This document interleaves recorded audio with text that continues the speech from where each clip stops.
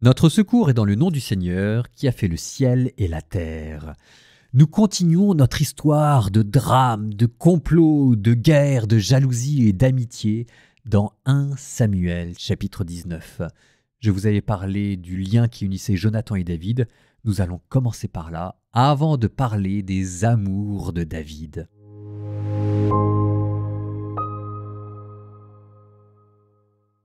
Saül dit à son fils Jonathan et à tous ses serviteurs son intention de faire mourir David. Mais Jonathan, le fils de Saül, aimait beaucoup David, et il alla le prévenir. « Mon père Saül cherche à te faire mourir. Demain matin, sois sur tes gardes, et mets-toi à l'abri, dissimule-toi.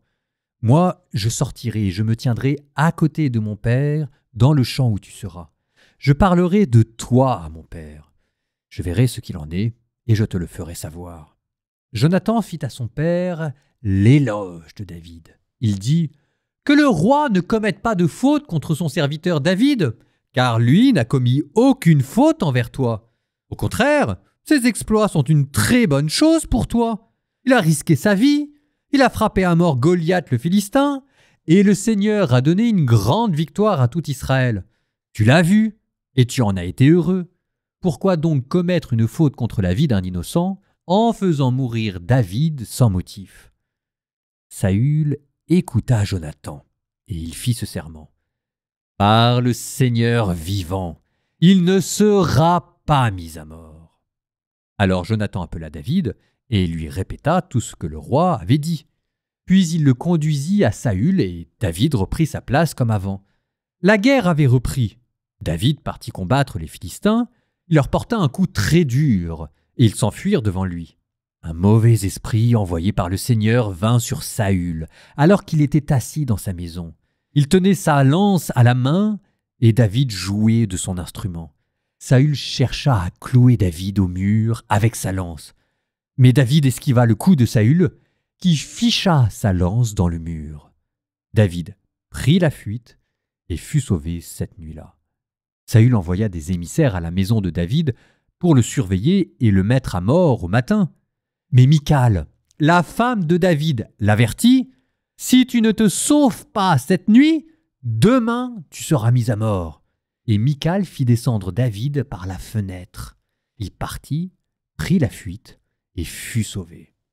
Michal saisit l'idole domestique, la plaça sur le lit. Elle mit à l'endroit de la tête une touffe de poils de chèvre et recouvrit le reste d'un manteau. Saül envoya des émissaires pour se saisir de David, mais elle dit « Il est malade !» Alors Saül renvoya les émissaires voir David en leur disant « Apportez-le-moi dans son lit pour qu'il soit mis à mort. » Mais quand les émissaires furent rentrés, il n'y avait sur le lit que l'idole avec une touffe de poils de chèvre à l'endroit de la tête. Saül dit à Michal, « Pourquoi m'as-tu ainsi trompé? Tu as laissé partir mon ennemi et il s'est sauvé. » Michal répondit à Saül, « C'est lui qui m'a dit, laisse-moi partir, pourquoi faudrait-il que je sois la cause de ta mort ?» David prit donc la fuite et fut sauvé. Il arriva chez Samuel à Rama et lui rapporta tout ce que Saül lui avait fait subir. Puis ils allèrent, lui et Samuel, habiter à Naïoth. On rapporta à Saül, « Voici que David est à Naïoth de Rama. » Saül envoya des émissaires pour se saisir de David. Ils virent le groupe des prophètes en état de transe prophétique avec Samuel debout à leur tête. Un esprit de Dieu vint sur les émissaires de Saül et ils rentraient en transe eux aussi. On le rapporta à Saül qui envoya d'autres émissaires. Ils entrèrent en transe eux aussi. Une troisième fois, Saül envoya des émissaires qui entrèrent en transe à leur tour. Alors il se rendit lui-même à Rama et parvint à la grande citerne qui est à Sécou. Il demanda « Où se trouvent Samuel et David ?» On lui répondit « À Naïoth de Rama. » Comme il se rendait là-bas, à Naïoth de Rama, sur lui aussi vint un esprit de Dieu. Saisi de transe prophétique, il continua à marcher jusqu'à ce qu'il parvienne à Naïoth de Rama. Lui aussi, il retira ses vêtements. Lui aussi fut en transe devant Samuel. Puis il s'écroula, nu, restant ainsi toute la journée et toute la nuit. Et voilà pourquoi l'on dit « Saül est-il aussi parmi les prophètes ?»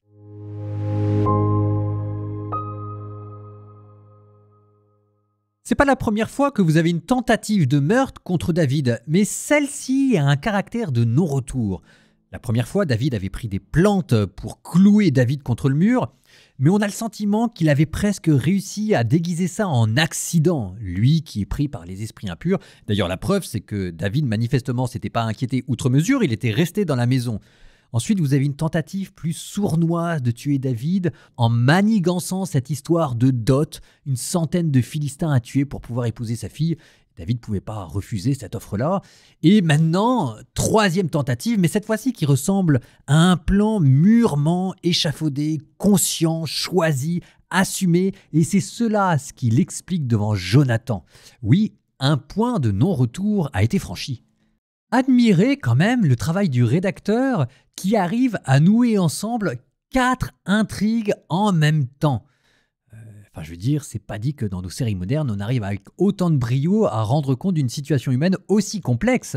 Il y a d'abord une relation d'amitié avec Jonathan qui est si rudement mise à l'épreuve. On voit ensuite David au cœur d'une autre relation, une relation politique avec Saül, marquée d'un côté par Saül par de la jalousie et du côté de David par une forme de service et de respect.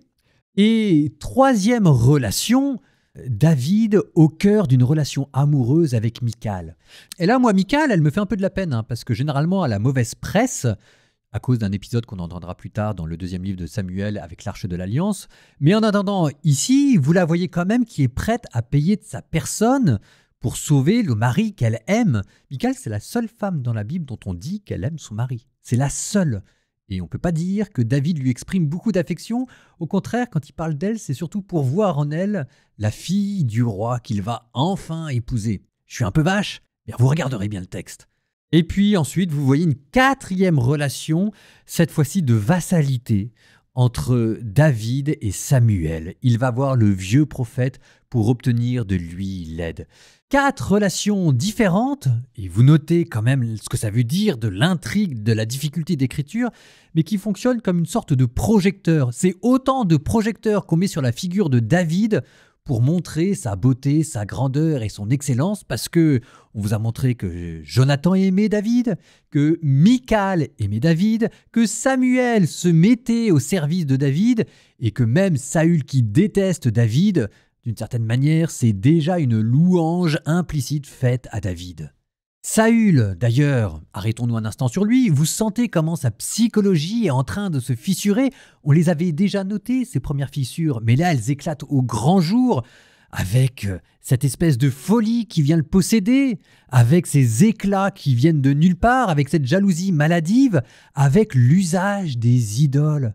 C'est quand même curieux que Michal, dans la maison du roi, ait des idoles de divination. C'est avec ça qu'elle va cacher David. D'ailleurs, c'est très beau de voir comment est-ce que d'une mauvaise chose on peut faire un bon usage. En attendant, ça veut dire qu'on pratiquait la divination dans la maison de Saül.